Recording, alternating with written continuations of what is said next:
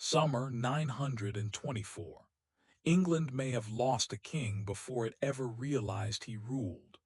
A young prince lies dying inside the city of Oxford, just days after his father, King Edward the Elder, collapses and never rises again. The prince's name is Ælfweard. Most people today have never heard it, and that silence is part of the mystery, because for a fleeting moment he may have been king of all Anglo-Saxons, and then he disappears from the record. No ceremony, no public mourning, just a short line in one chronicle: Ælfweard is dead. Too brief, too quiet, far too convenient. Ælfweard lived barely 20 years, and if he ever wore the crown, it was for only a handful of days. But in that tiny, fragile moment, England stood on the brink of tearing itself apart. Two brothers, two factions, two futures for the island, and only one could stand. On one side, Ælfweard of Wessex, backed by the old guard of the southern nobles. On the other, his half-brother Æthelstan, supported by the rising power of Mercia. Armies were already shifting. Councils were choosing sides. A civil war hovered over the island like a storm no one dared to name. To understand Ælfweard's fate, you first have to understand the fractured world he was born into. Because in the early 900s, England didn't really exist, not as a single nation, not even as an idea everyone fully agreed on. Instead, the island was a mosaic of rival kingdoms. Wessex ruled the south. Mercia dominated the Midlands. East Anglia and Northumbria stretched across the north.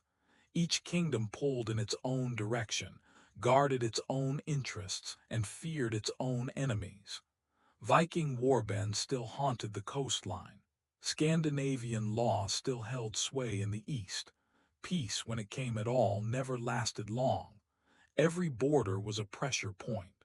Every alliance was temporary. And rising above this chaos was one dynasty, Ælfweard's dynasty, the House of Wessex. Piece by piece, battle by battle, treaty by treaty, they were shaping something new, something risky, something revolutionary. The first fragile idea of a united England. But a dream that bold created pressure. Enemies watched. Allies whispered. And beneath the surface, cracks widened. Because the stronger Wessex became, the more dangerous its succession grew. And into that precarious world stepped a young prince who would not live long enough to see the kingdom he almost inherited. Alfred the Great planted the first seeds of a unified English kingdom. It was only a fragile idea at first, something small, something uncertain. But his son, Edward the Elder, pushed that vision harder than anyone before him. Sometimes through diplomacy, sometimes through sheer force, he carved out space for a future that didn't yet exist. Across the landscape, forts rose like new teeth in the earth. Councils met late into the night. Treaties weren't agreed to, they were hammered into place. And every border Edward secured was a border that had to be held through constant pressure, because rivals watched every move he made. Yet despite the danger, the dream grew. By the time Ælfweard reached adulthood, the idea of a single English kingdom was no longer distant. It was taking shape. Fragile, unfinished, but undeniably real. But dreams this large rarely unfold without conflict. The stronger Wessex became, the more it threatened old powers, Mercian nobles, northern leaders, even factions within its own court. And under the surface of every victory, pressures built. Between kingdoms, between advisors, and soon, between Edward's own sons. Because while England edged closer to unification, its royal succession was drifting toward disaster. A disaster that would engulf Ælfweard before anyone could stop it. Ælfweard's story doesn't unfold gently. It breaks open in sudden turns, moments where the future of England hung by a thread so thin it could snap with a single death, a single choice, a single breath. Tonight we'll follow his life through three turning points, each one more fragile, more dangerous, and more revealing than the last. Chapter 1. A childhood shaped by power, expectation, and a kingdom still in pieces, where every lesson prepared him for a world fighting to become England. Chapter 2. The explosive succession crisis that erupted the instant his father died, a crisis that split nobles, armies, and even brothers, pushing the island to the edge of civil war. Chapter 3. A mysterious end, an abrupt, silent death that erased a prince from history and raised questions no chronicle dared answer. These chapters don't offer comfort or calm. They reveal a world raw with uncertainty, a world where a single moment could reshape a kingdom, and where the quietest disappearance might hide the loudest truth. Ælfweard's story doesn't unfold gently. It breaks open in sudden turns, moments where the future of England hung by a thread so thin it could snap with a single death, a single choice, a single breath. Tonight we'll follow his life through three turning points, each one more fragile, more dangerous, and more revealing than the last. Chapter 1. A childhood shaped by power, expectation, and a kingdom still in pieces, where every lesson prepared him for a world fighting to become England. Chapter 2. The explosive succession crisis that erupted the instant his father died, a crisis that split nobles, armies, and even brothers, pushing the island to the edge of civil war. Chapter 3. A mysterious end, an abrupt, silent death that erased a prince from history and raised questions no chronicle dared answer. These chapters don't offer comfort or calm. They reveal a world raw with uncertainty, a world where a single moment could reshape a kingdom, and where the quietest disappearance might hide the loudest truth. Ælfweard was born into a world that remembered war far more clearly than peace. The Viking Age was finally quieting, but its scars still shaped every choice, every alliance, every fear, every whispered prediction about England's future. He grew up in the royal court of Wessex, a place where calm and danger lived side by side.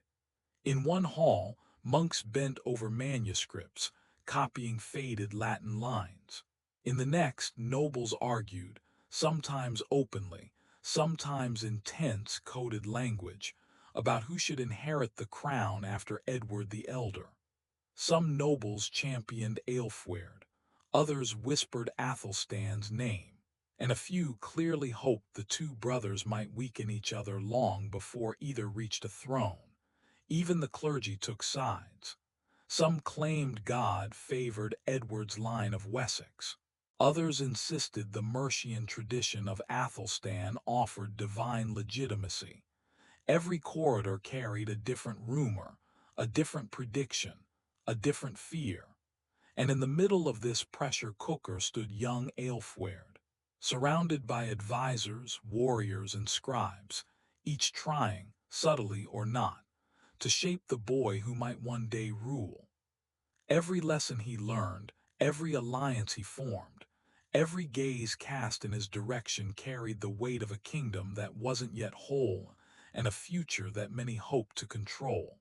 Ælfweard was not the only son of Edward the Elder, nor the only heir some believed should rule. His older half-brother, Æthelstan, had been raised far from the polished halls of Wessex, deep in the Mercian heartland, where Ælfweard grew up surrounded by familiar accents, loyal advisors, and the rituals of the Wessex court. Æthelstan trained with Mercian warriors, prayed with Mercian clergy, and absorbed a culture that saw him, quietly, confidently, as their future king. This separation wasn't accidental. It created two different kinds of princes, shaped by two different worlds. And as the boys grew, so did the visions others projected onto them. To the nobles of Wessex, Ælfweard represented continuity. The sun raised among them the air they could guide, the future they expected. To the nobles of Mercia, still proud, still influential, Æthelstan already felt like their chosen ruler, a prince forged in their own traditions. And though the brothers themselves were not enemies, the world around them quietly was. Loyalties in the royal court were rarely spoken aloud. They flickered in glances, in pauses before answering, in the shift of a tone at dinner. A rumor whispered in one corridor could become a faction by morning. Every advisor, every priest, every noble had an opinion about which prince should inherit the crown. And beneath this simmering divide lay a truth no one dared speak publicly. When Edward the Elder died, only one of these futures could survive. Though almost nothing survives about Ælfweard's education, the expectations placed on a prince of Wessex were unmistakably heavy. He would have learned the calm, careful voice of diplomacy, how a single misphrased word could ignite a feud. He would have heard the sharp rhythm of steel in the training yard, where discipline mattered more than strength. He would have studied the ancient laws that shaped his father's authority, and the delicate, dangerous art of satisfying nobles whose pride could fracture a kingdom. And sometimes, he must have watched his father at the back of the hall, too young to intervene, but old enough to sense the tension in Edward's voice. Watching the king judge disputes, bargain with envoys, and silence brewing conflicts was its own education. Every decision seemed to carve new lines into Edward's face, reminding Ælfweard that kingship was not only power, it was weight, a weight that would one day rest on him for however long fate allowed. Ælfweard's mother, Ælfled, came from a lineage that carried real weight in Wessex. Her family's estates stretched across fertile southern lands, and the thanes loyal to her kin were the kind who could tip a council vote or a succession crisis. Some described Ælfled as quiet but commanding, a woman who watched the court with sharp, assessing eyes. For young Ælfweard, her presence was subtle yet powerful. He may have been too young to follow the whispered conversations that drifted through palace corridors, but those whispers, about her family, her influence, her ambitions, shaped his path long before he set a foot on it. Edward the Elder was not simply respected, he dominated every room he entered. When he stepped into the great hall, nobles straightened, warriors lowered their heads, and even the scribes fell quiet, quills suspended in midair. Ælfweard grew up watching this commanding presence shape England's future. He saw his father's hand slam down on maps during councils, watched alliances forged with sharp words and colder stares. From the edge of the hall, Ælfweard felt both awe and pressure tightening around him. Every gesture Edward made defined the kingdom his son might one day rule. Yet time would deny Ælfweard the chance to grow fully into that role.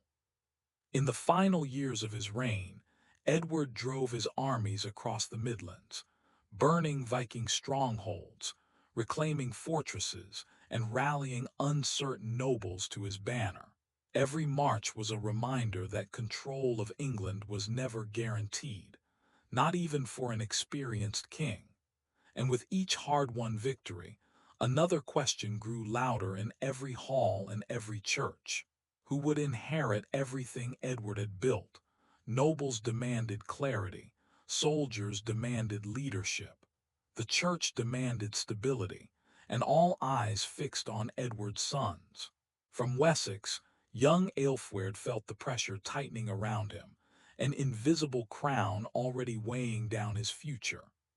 Succession in Anglo-Saxon England was a complex matter. There was no rigid rule of primogeniture. Rather, the next king was frequently chosen through consensus, selected by nobles, clergy, and the prevailing political circumstances. This resulted in both Ælfweard and Æthelstan being considered viable candidates.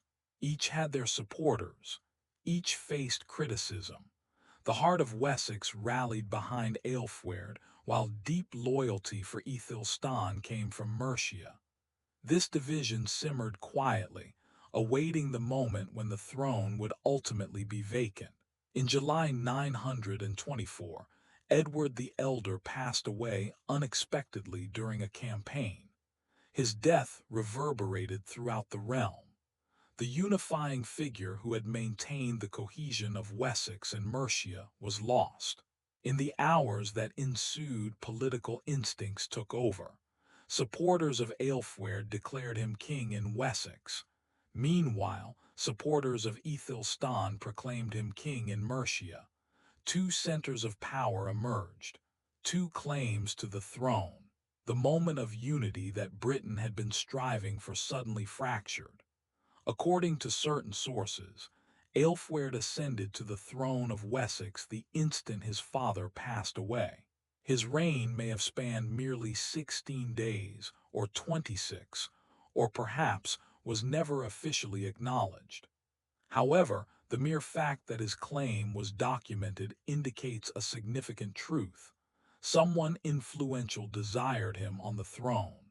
The nobles of Wessex believed he embodied continuity, legitimacy, and tradition. For a kingdom already apprehensive about losing its stability, Ælfweard may have appeared to be the most secure choice. In contrast to the later medieval succession crises, this division did not escalate into outright conflict. Rather, it simmered in a subdued manner. Wessex acknowledged Ælfweard, while Mercia recognized Æthelstan. The two segments of Edward's realm remained on edge, cautiously awaiting the next developments. Tension permeated the atmosphere, accompanied by a sense of uncertainty. Letters were dispatched, councils convened, advisors conferred in secrecy. The inquiry was straightforward, yet significant. Which brother would ascend as the ruler of a kingdom poised for unity? Then, without warning, Ælfweard passed away. Just over a month following his father's death, the young prince was lost. No chronicler documented the reason. No illness was cited. No battle had occurred. His demise was quiet, unacknowledged, almost intentionally downplayed. Yet within that silence, the future of England was altered. With Ælfweard's departure, no formidable rival remained to contest Æthelstan. The delicate equilibrium between Wessex and Mercia shifted decisively. For centuries, historians have speculated about the circumstances surrounding Ælfweard's death. How could a healthy young prince die just weeks after his father? Was it due to illness? Perhaps. The medieval era was rife with disease. However, records frequently documented outbreaks, and here there was silence. Could it have been political? That is also a possibility. Succession disputes were perilous. Yet again, there were no allegations, no narratives, no suggestions. The lack of information serves as a clue. Someone had a motive to conceal the details. Ælfweard is mentioned in only a few medieval records. Some refer to him as king, while others completely overlook him. Some designate him as a prince, and others scarcely acknowledge his existence. This lack of consistency suggests political manipulation, scribes highlighting what benefited their patrons and downplaying what did not. In an era where written history was influenced by allegiance, being omitted from the historical narrative could be as detrimental as suffering a defeat. The death of Ælfweard must have been a profound shock to the nobles of Wessex. Their selected heir was lost, and their political plans unraveled. However, instead of opposing Æthelstan or confronting his allies, they chose to accept the transition, perhaps with reluctance, perhaps with a sense of practicality. Maintaining stability was more crucial than preserving pride. A fractured kingdom risked invasion, insurrection, or disintegration. Aligning with Æthelstan emerged as the most secure route ahead. With Ælfweard's absence, Æthelstan's ascent was swift. By 925, he was crowned king, ultimately becoming one of the most significant monarchs in English history. Yet his rise commenced in the shadow of his half-brother's vanishing. Each act of unity, every piece of legislation, every triumph was built upon the foundation first disturbed by Ælfweard's demise. While history honors Æthelstan, behind him lies a prince whose narrative faded before it could truly unfold. Ælfweard was not simply a convenient successor. His lineage held significant importance. His maternal family provided him with robust support. Numerous nobles from Wessex believed that the kingship ought to remain within their established regional customs. To them, Æthelstan's upbringing in Mercia appeared alien.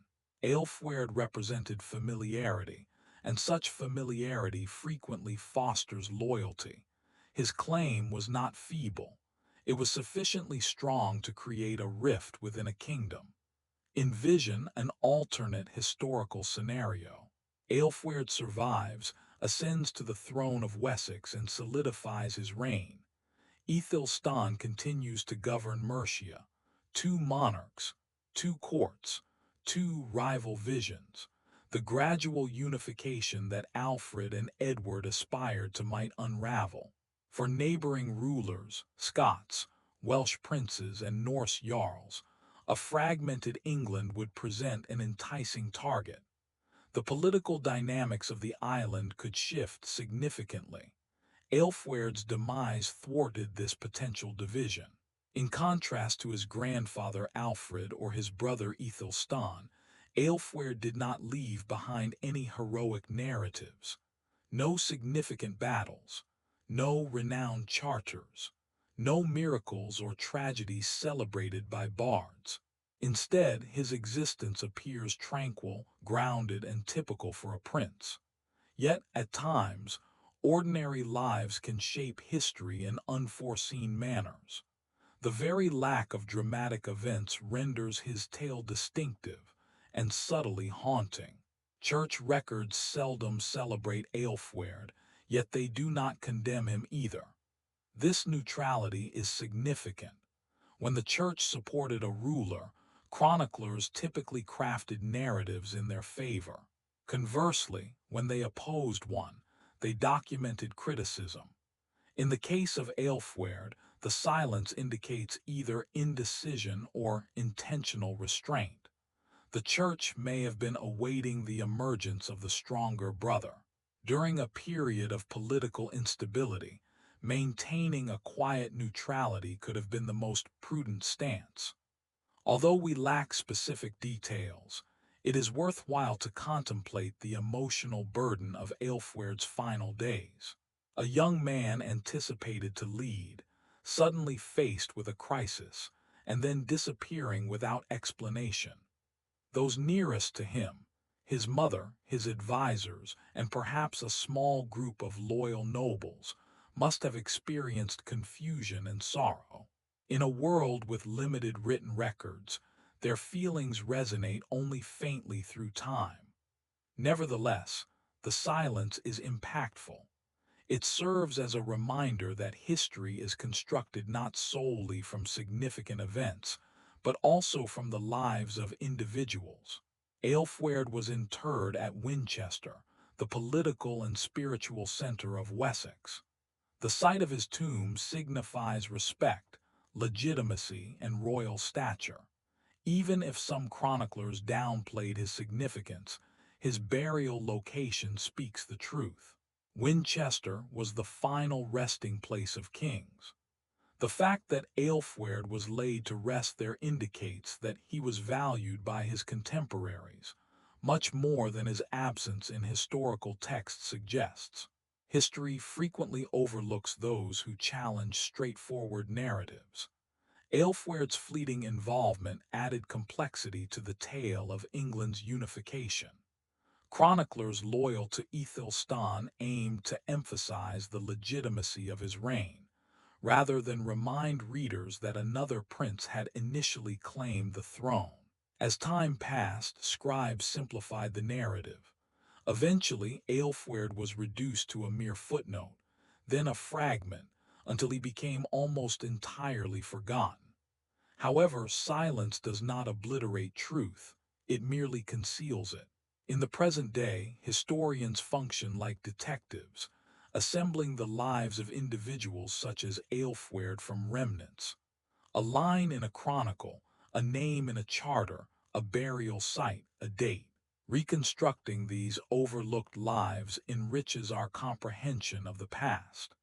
It serves as a reminder that history is not solely crafted by legends. It is formed by countless individuals, each influencing the world in both significant and subtle ways. Although Ælfweard's life was brief, it played a role in a pivotal moment. Beneath the layers of politics and speculation lies a fundamental truth.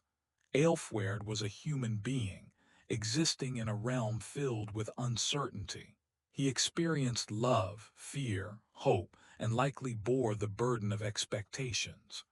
When we reflect on the past, it is easy to focus solely on the crown he almost wore. Yet, the individual matters as well. The young man, navigating pressures he never sought, deserves to be remembered, not for his achievements, but for the life he lived quietly behind the scenes.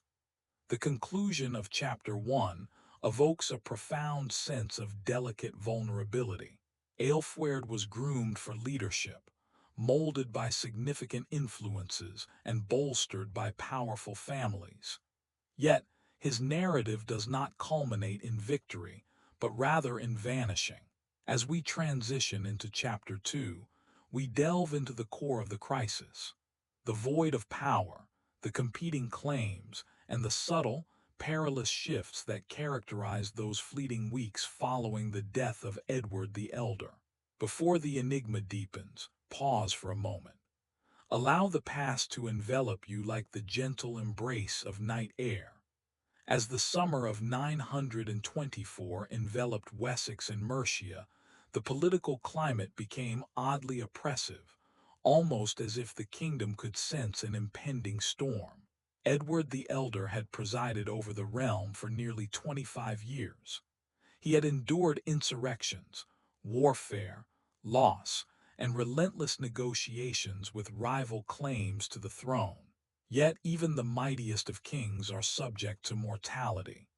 Chroniclers would later recount that his health deteriorated gradually, then abruptly.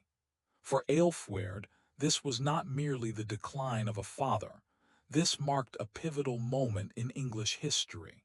No one could predict what would transpire when Edward's last breath escaped his lips, only that the future appeared perilously uncertain. In the final year of Edward's reign, he initiated what would become his last military campaign, an endeavor aimed at quelling unrest in the Welsh borderlands. Despite his advancing age, he exerted himself more than many of the younger soldiers. Perhaps he sensed that time was running out. Perhaps he was concerned that unresolved matters could jeopardize his son's futures.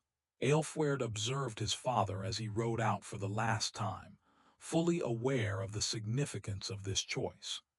The king's health deteriorated throughout the campaign, and historians continue to debate whether it was illness or fatigue that ultimately led to his decline. However, by the time Edward arrived at Farndon on the River Dee, his end was imminent. Edward the Elder passed away on July 17, 924, an occurrence that transformed everything in an instant. No fanfare accompanied his passing. No grand chronicle recorded the profound emotional impact.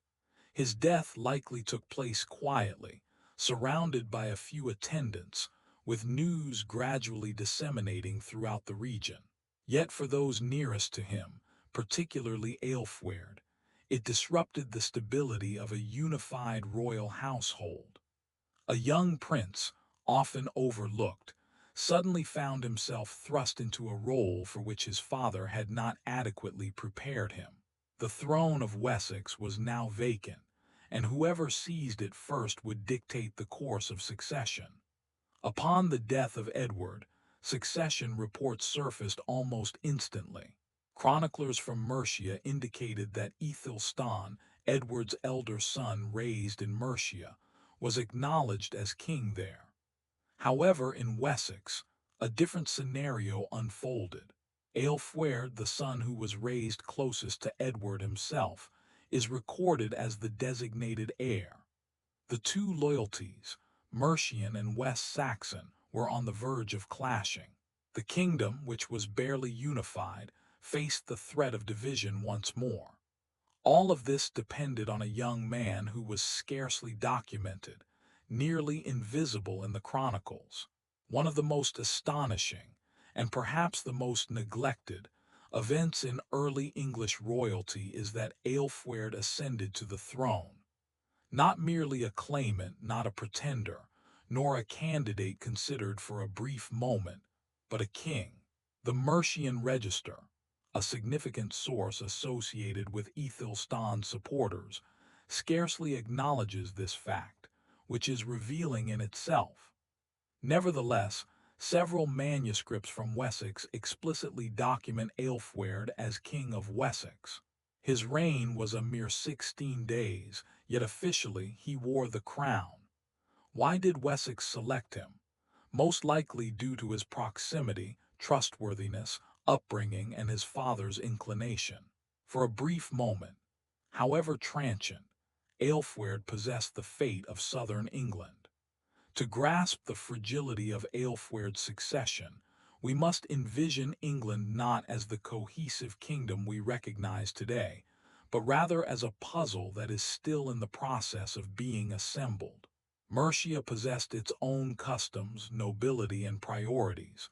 Wessex had its distinct identity and sense of pride. The unification accomplished under Edward and Alfred was still recent and precarious. Each region sought influence. Each believed it had the legitimate heir. And Ælfweard, positioned at the center, inherited a title but lacked the time to cultivate loyalty. His father's accomplishments shielded him, but only for a short while. Consider the plight of a young man abruptly bestowed with the crown of the leading Anglo-Saxon kingdom, yet lacking a solid foundation of support or experience. This was Ælfweard's situation. The death of his father had created a void, into which rushed expectations, rivalries, and uncertainties. Even those who were inclined to support him may have hesitated, uncertain of how long he would endure. Did he sense the burden of it? Did he fear that his brother Æthelstan, who was cherished by Mercia, would challenge him? With no surviving letters or records of his reflections, we can only speculate about the silent pressure that surrounded him during his brief reign. Ælfweard's rule endured for precisely 16 days. This brief duration, so minimal that it appears almost inconceivable for a monarch, is documented in various historical accounts. During those 16 days, he might have endeavored to garner support from the nobility, sought to stabilize Wessex, or even engaged in communication with Mercia. However, the reality is that we remain uncertain. His reign was but a fleeting presence, tangible yet nearly unheard. And then, as swiftly as it commenced, it concluded. His demise, occurring merely 2 weeks after his father's, sent ripples of shock throughout Wessex. Ælfweard passed away on August 2nd, 924, leaving behind only the faintest trace in the historical records. No existing source provides details regarding the circumstances of his death. While illness is a likely cause, historians cannot dismiss the potential influences of stress, political pressure, or even the chance of foul play, despite the absence of direct evidence. His death paved the way for Æthelstan, who would soon rise to become one of England's most illustrious kings. Nevertheless, Ælfweard's departure also signified the conclusion of a distinctly envisioned succession centered on Wessex, meticulously crafted by Edward. With his absence, the political equilibrium shifted decisively in favor of Mercia. While no contemporary accounts accuse anyone of murdering Ælfweard, subsequent historians have posed the troubling question. Was he possibly eliminated? Succession during the early Middle Ages was fraught with peril, often dangerous, and at times lethal. Æthelstan had backers with compelling motives. Mercia was in favor of him. However, some nobles from Wessex were not. Nevertheless, there is no evidence, no allegations, no rumors documented around that period. The most straightforward explanation remains that he succumbed to illness, particularly given the close proximity to his father's demise.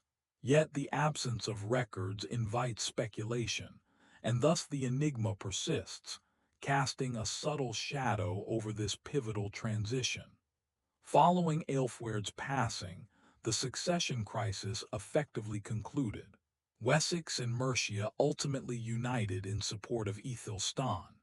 However, Ælfweard's death brought about another, more subdued consequence. It enabled chroniclers to alter the narrative. As Æthelstan was destined to become a legendary monarch, arguably the first genuine king of all England, his supporters minimized rival claims. Over time, the recollection of Ælfweard's reign diminished. It became simpler to portray Æthelstan as the undisputed successor rather than to recognize a young brother, briefly crowned, and then lost. History seldom remembers all parties with equal weight.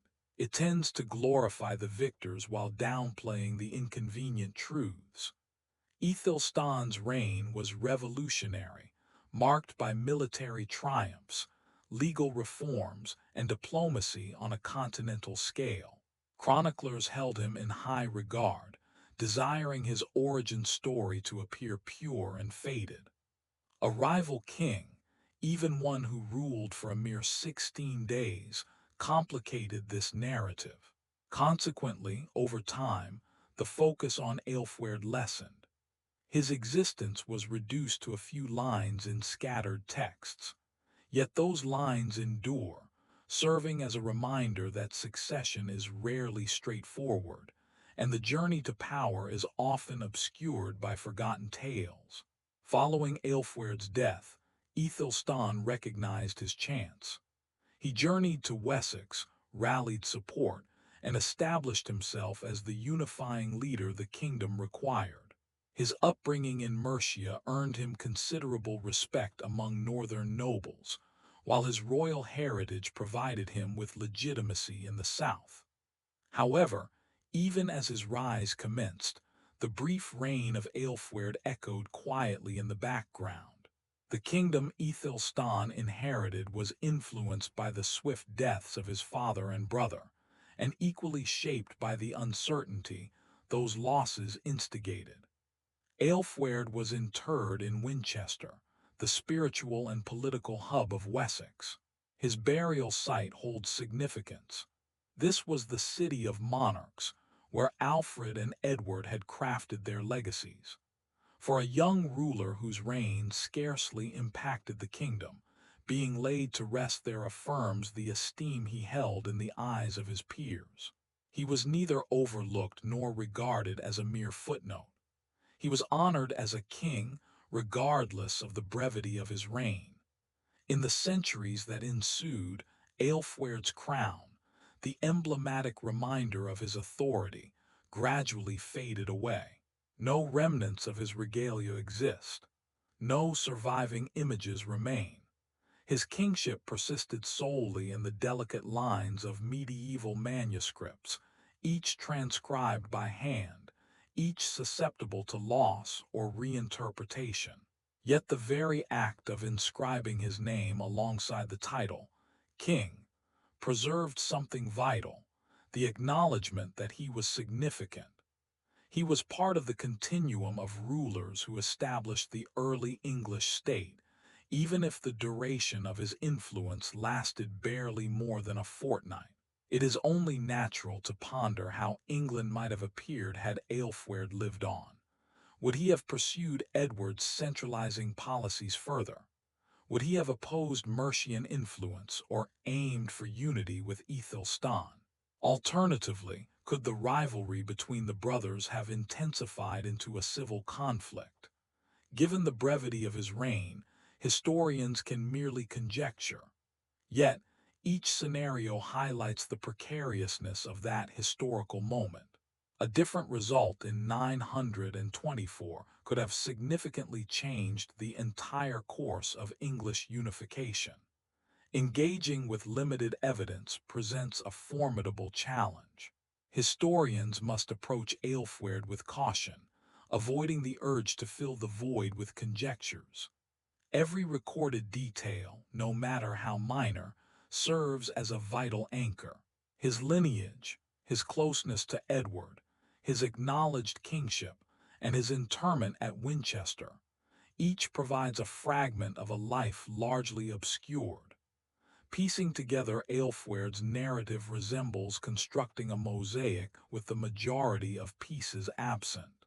Nevertheless, even in its incomplete state, the mosaic unveils something significant, a glimpse into the succession mechanisms operating behind the scenes, influencing a kingdom still in development. Why dedicate time to examining a figure with such scant documentation? The overlooked often unveil the concealed dynamics of history. Ælfweard's brief 16-day reign illustrates the fragility of early English unity, the rapidity with which stability could dissipate, and the manner in which succession crises influenced the evolution of monarchy. His narrative elucidates the transitions that bridged Alfred the Great's reforms to Æthelstan's victories. Without his presence, the historical timeline remains incomplete. The shadows hold as much significance as the spotlight. Envision the interior of Winchester during the weeks following Ælfweard's demise. Long stone corridors echoing with whispers, clergy engaged in discussions about rights, nobles pondering political futures, couriers hurrying between Mercia and Wessex, and in the most secluded room, the body of a young king resting in state. This atmosphere of tension, sorrow, and uncertainty influenced the subsequent decisions. The kingdom was delicate, not due to the weakness of its leaders, but because unity itself was a novel, experimental concept that was easily disrupted. The nobles of Wessex encountered a challenging decision. Should they honor Ælfweard's legacy and uphold his lineage? Or should they realign their support towards Æthelstan, who offered a vision of greater unity and collaboration with Mercia? Many likely found themselves in a state of indecision, caught between their allegiance to Edward's designated heir and the pressing need for stability. Æthelstan's charm and his strategic partnerships were pivotal in this scenario. Furthermore, since Ælfweard had no descendants, no faction could unite behind a living claimant.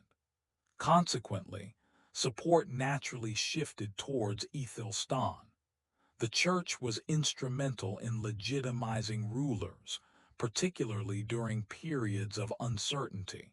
Bishops, abbots, and monastic scribes wielded the ability to shape public opinion through liturgical practices, record-keeping, and ceremonial validation.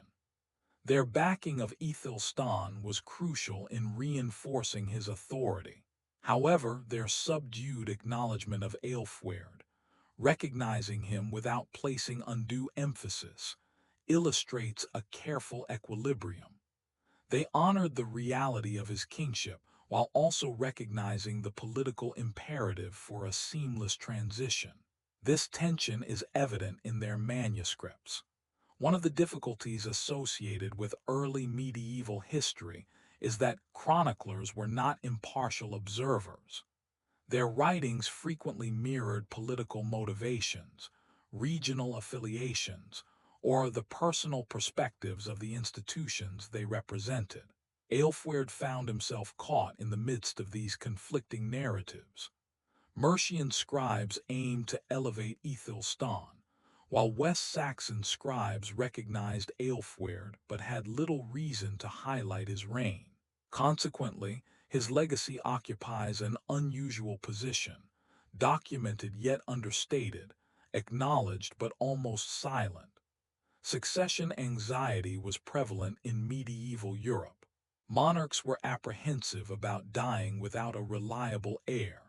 Nobles were concerned about enduring instability, and common folk feared invasions, famine, and political turmoil. Ælfweard's short reign exemplifies this anxiety. His passing could have instigated civil strife. However, due to Æthelstan's substantial backing in Mercia, the crisis was resolved more swiftly than anticipated. The anxiety did not vanish, but it transitioned into a state of acceptance. In the early 10th century, the concept of legitimacy was not fixed. While bloodline was significant, factors such as upbringing, alliances, and regional backing also played crucial roles. Ælfweard possessed the royal bloodline and was closely related to Edward. In contrast, Æthelstan had established political alliances and a formidable military reputation. The differences between the two brothers highlight the competition among various forms of legitimacy. Although Ælfweard's claim to legitimacy was acknowledged, it lacked the strength to endure the combination of his premature death and Æthelstan's rising political influence. The 16 days that elapsed between Edward's death and Ælfweard's demise mark one of the swiftest shifts of royal authority in English history. Within a mere fortnight, the kingdom transitioned from an elderly yet stable monarch to a young and uncertain king, and ultimately to a successor poised to transform the monarchy. This period serves as a poignant reminder of how swiftly the course of history can alter, often unexpectedly and without prior notice. We frequently envision medieval monarchs as experienced leaders or sagacious elders. However, numerous rulers were quite young, occasionally exceedingly young. Youth signified promise, yet it also entailed fragility. Ælfweard was never afforded the opportunity to showcase either strength or frailty. His reign concluded before it could truly commence. Nevertheless, his youth holds significance, as it serves as a reminder that medieval politics often imposed tremendous responsibilities on individuals who were scarcely beyond their teenage years. The crown was not merely a mark of honor, it was a burden, and in Ælfweard's instance, one that was borne only momentarily before it was relinquished. Following Ælfweard's demise, the historical record falls silent. There are no accounts of mourning, no descriptions of ceremonies, nor letters conveying sorrow. This silence is as revealing as any documented text. It suggests that the kingdom proceeded swiftly, perhaps out of necessity or perhaps due to fatigue. Two royal fatalities within a span of 16 days would challenge any political framework. Consequently, the focus of the narrative transitioned toward Æthelstan, relegating Ælfweard to the periphery. Once Æthelstan ascended to the throne, Winchester underwent a significant transformation. The apprehension regarding succession transitioned into a state of administrative normalcy. Clerks began to reorganize the documents, while nobles reinstated their respective roles. Life continued, even as the faint memory of Ælfweard remained etched in stone and parchment. Winchester had witnessed the rise and fall of kings, yet the rapidity of this transition was unparalleled. It left behind a unique emotional imprint, part relief and part unexpressed sorrow. The citizens of the city advanced, just as history itself did. Had Ælfweard survived, the dynamics between Wessex and Mercia could have developed in a different manner. It is possible that he would have established an alliance with Æthelstan, ruling jointly or peacefully dividing territories. Alternatively, rivalry might have escalated, resulting in conflict. These unwritten possibilities serve as a reminder that history is influenced not only by actual events, but also by all that could have transpired. The quiet recesses of the past harbor innumerable unrealized futures.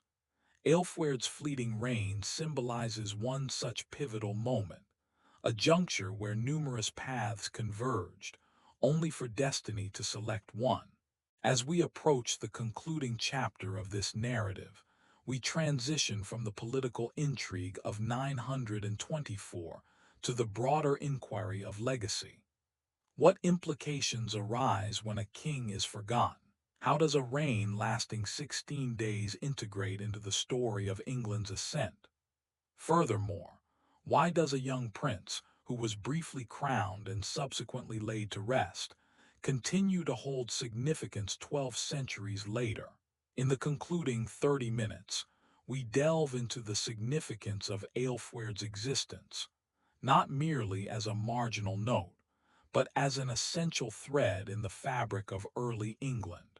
Once Æthelstan had firmly established his claim to the throne, a sense of tranquility began to envelop the realm.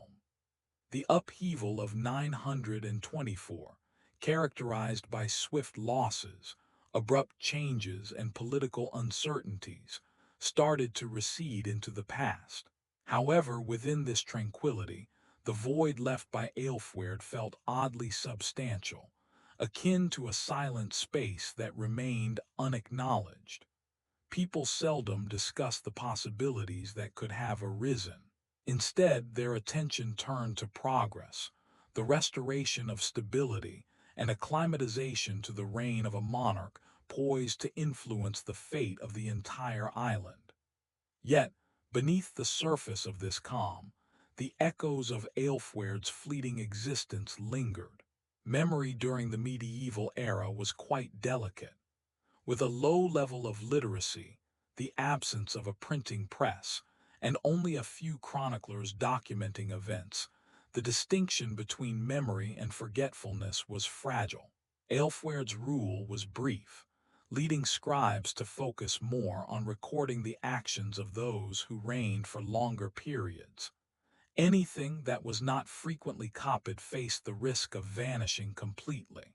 Over the years, the name Ælfweard lingered in the margins, scarcely maintained, carried on by the dedication of a few remaining manuscripts. It is astonishing that he is remembered at all, and even more extraordinary that contemporary scholarship has brought his narrative back to life. A reign of 16 days is remarkably brief for a kingdom. In today's context, it amounts to just over 2 weeks.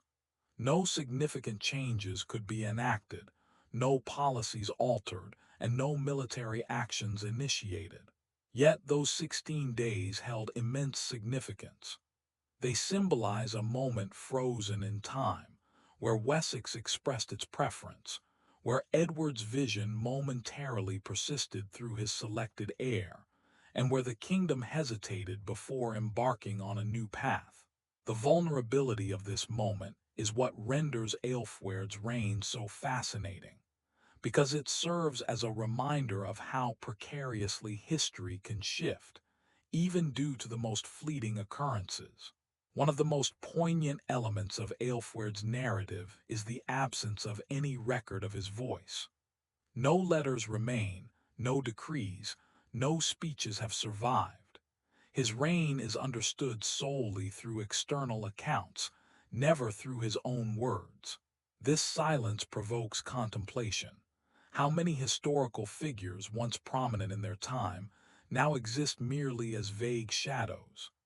Ælfweard was a king, albeit for a short period, yet his innermost thoughts are eternally beyond reach. What he feared, what he aspired to, what he envisioned his fate would be, all are forever concealed behind the silence of history. We seldom reflect on the emotional dimensions of early medieval monarchy. Behind the political strategies were genuine families, fathers, mothers, sons, and daughters. Edward the Elder experienced the loss of many children throughout his life, a reality that was prevalent in the 10th century. However, Ælfweard's passing, occurring so shortly after Edward's, must have profoundly affected the royal family. Sisters, stepmothers, half-siblings, nurses, and servants would have experienced the loss not in political terms, but on a personal level.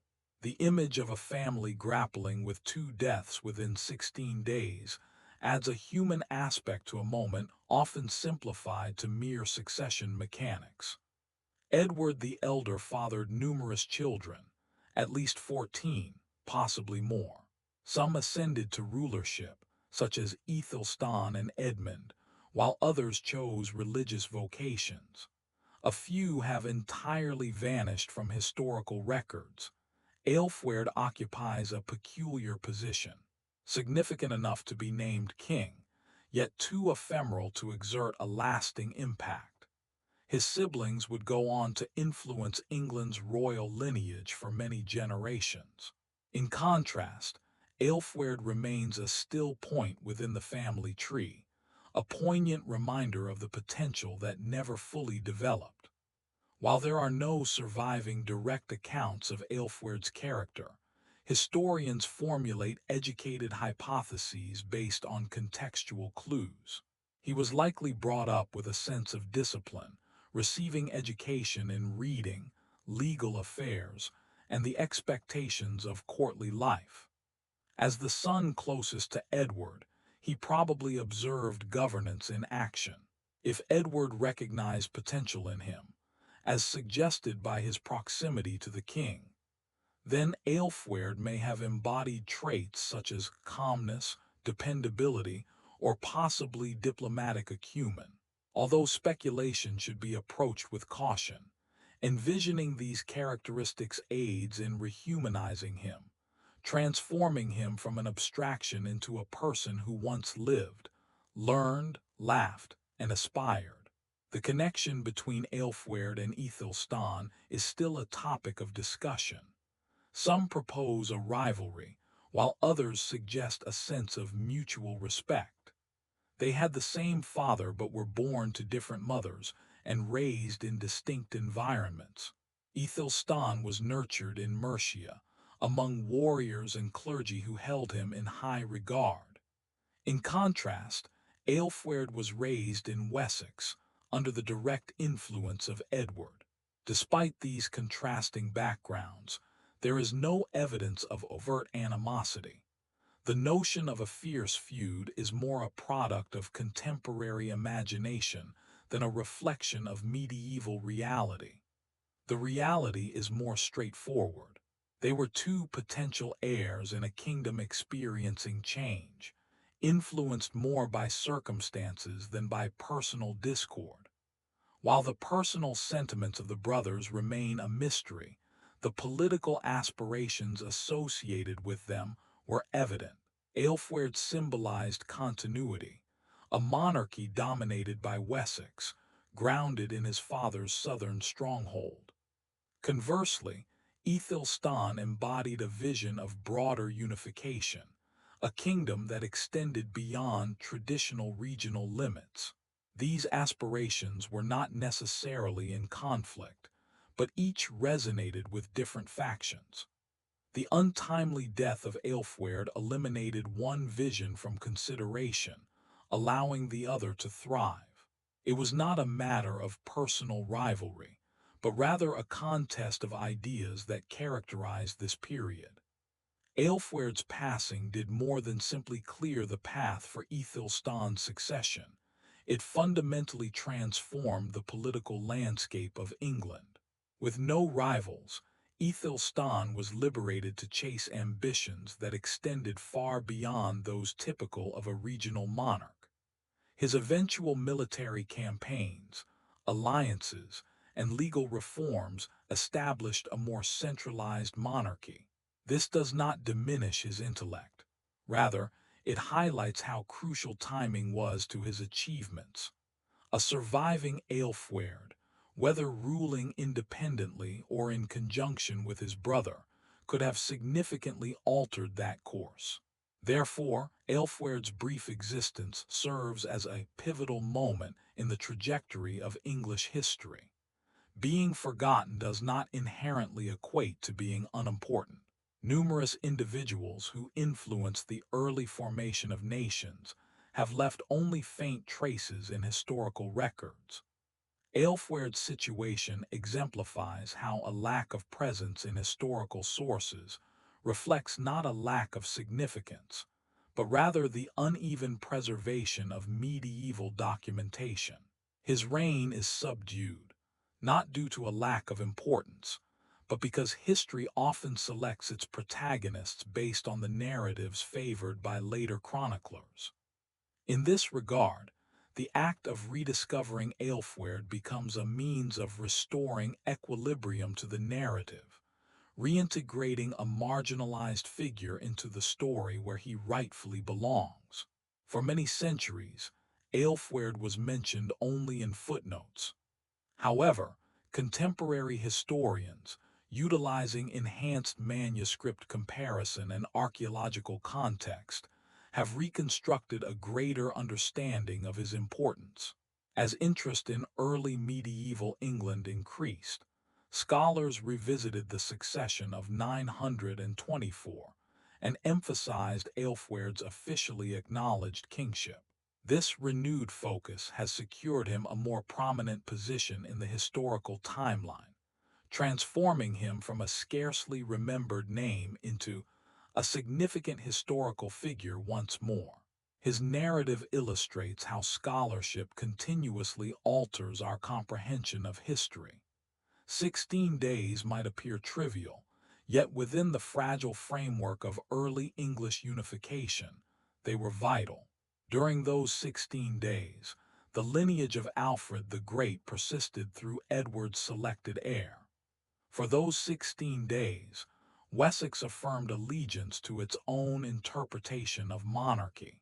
And for those 16 days, the tension among regional identities reached a subtle peak before being resolved under Æthelstan. The short duration of Ælfweard's reign does not lessen its importance. It underscores the delicacy of unity and the unpredictable nature of political change. Ælfweard's precise age at the time of his passing remains ambiguous. Some historians suggest he was in his late adolescence, while others estimate he was somewhat older. The absence of definitive records adds to the enigma surrounding his life. What is evident is that he was youthful, too young to have fully grasped his potential. His brief existence serves as a reminder of how many medieval monarchs were thrust into positions of power at an early age, often before they were emotionally or politically equipped. In this context, youth symbolizes both opportunity and a reflection of fragility.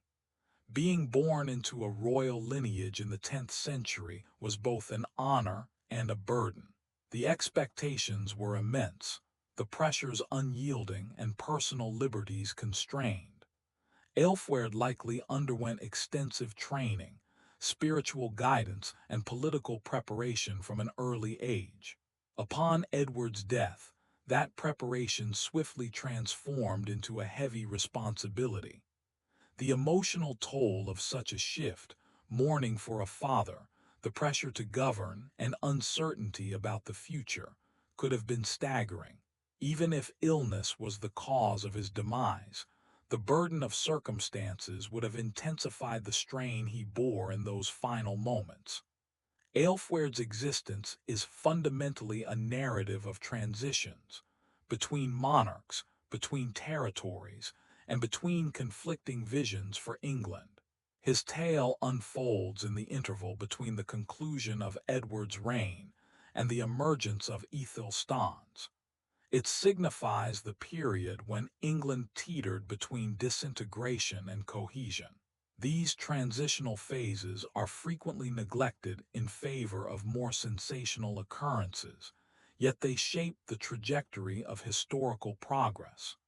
Ælfweard embodies these subtle changes, representing a kingdom that hesitated before propelling itself into a new era. Æthelstan is frequently recognized as the first genuine king of a consolidated England. However, this unification did not occur abruptly.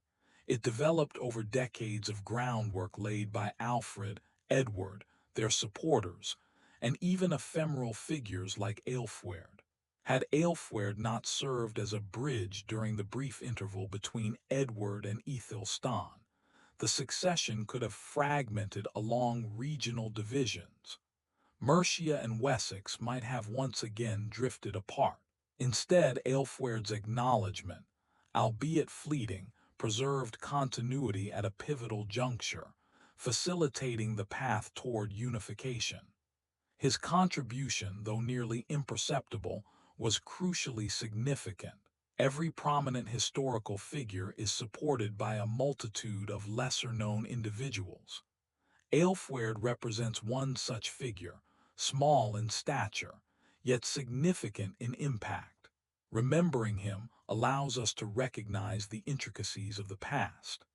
It emphasizes that history is not solely a tale of heroes, but rather a narrative woven from countless interconnected lives. By honoring Ælfweard, we avoid oversimplifying the story and instead embrace the complete tapestry of human experience, with its vibrant threads, shadowy corners, and delicate moments. Contemporary audiences frequently find themselves attracted to overlooked figures like Ælfweard, as they reflect the uncertainties we encounter today. His narrative resonates not through victories, but through themes of expectation, transition, and the fragility of opportunity.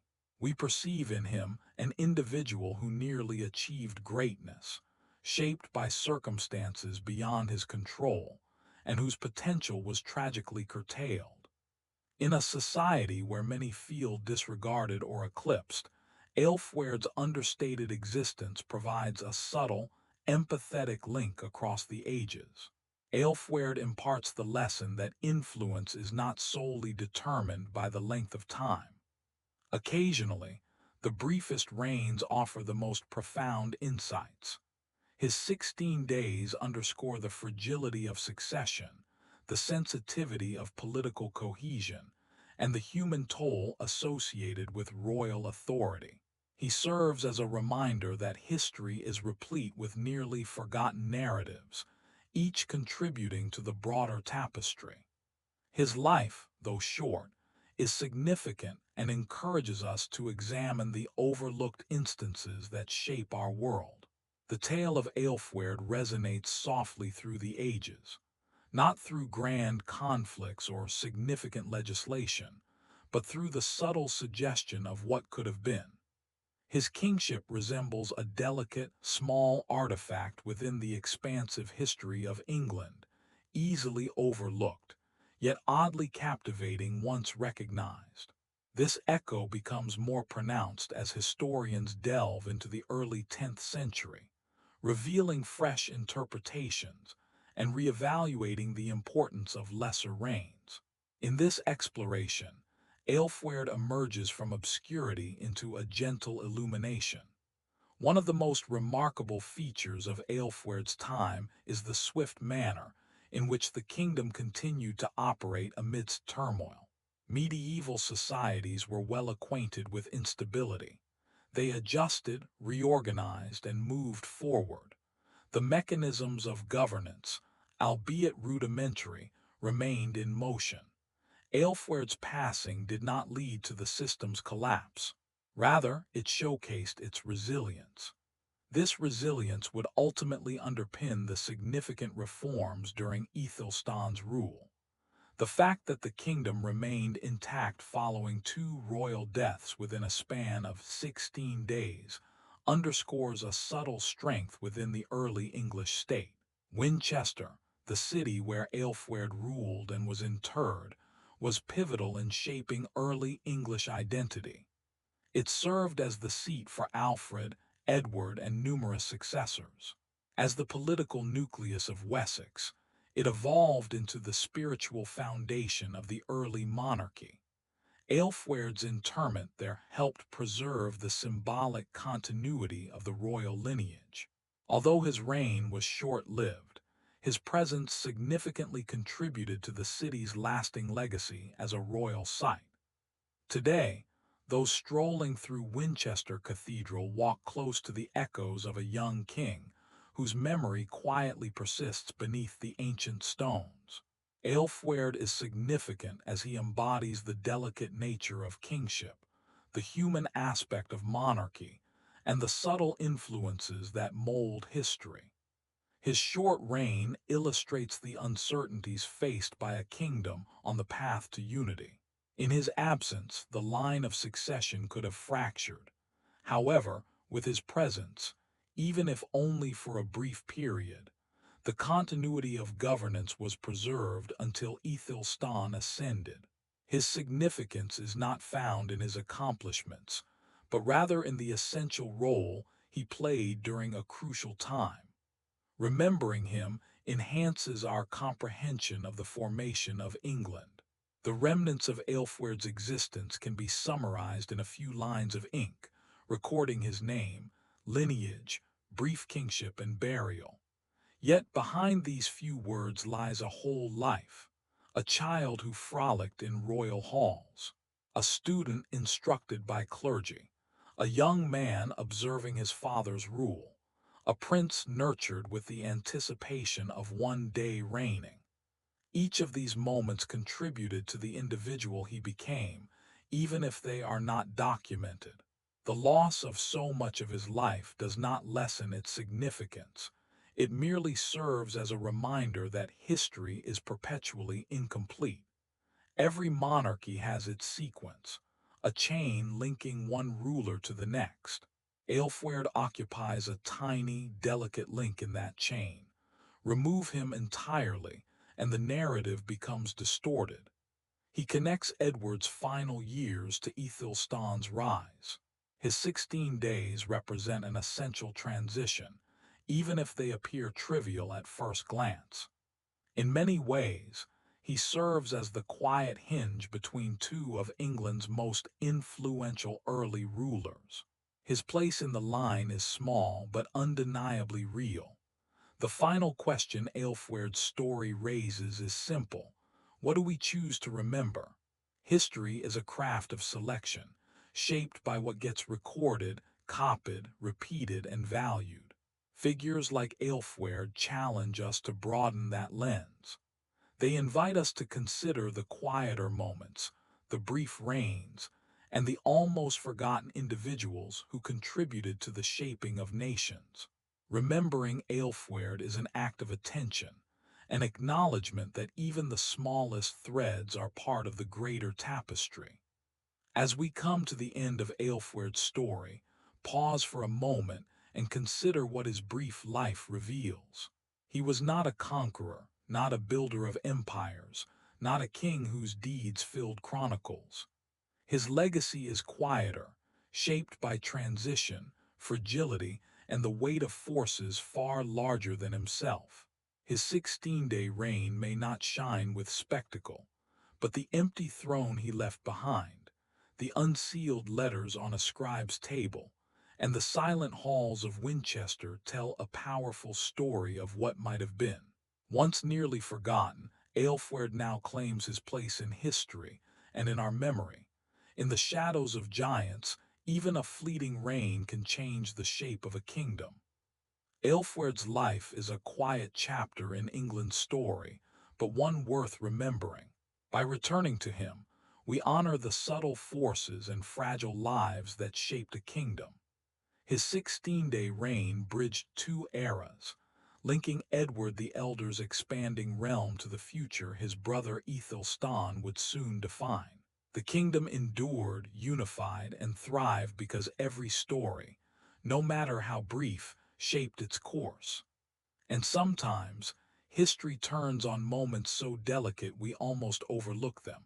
In a quiet hall, an empty throne and a single flickering candle remind us, even the softest, shortest reign can leave a lasting mark. Thank you for accompanying this journey into the quiet reign of Ælfweard, the young king almost lost to time. Let his story remind us that history's richness lies not only in great victories, but in forgotten whispers. In those 16 short days, he stood on the threshold of a kingdom not yet fully forged, a realm torn between past and future, a crown still heavy with uncertainty. His voice may be lost, but his presence endures, faint, yet meaningful, woven into the fabric of everything that followed. The candle of his reign burned briefly, yet its warmth touched the long corridors of history.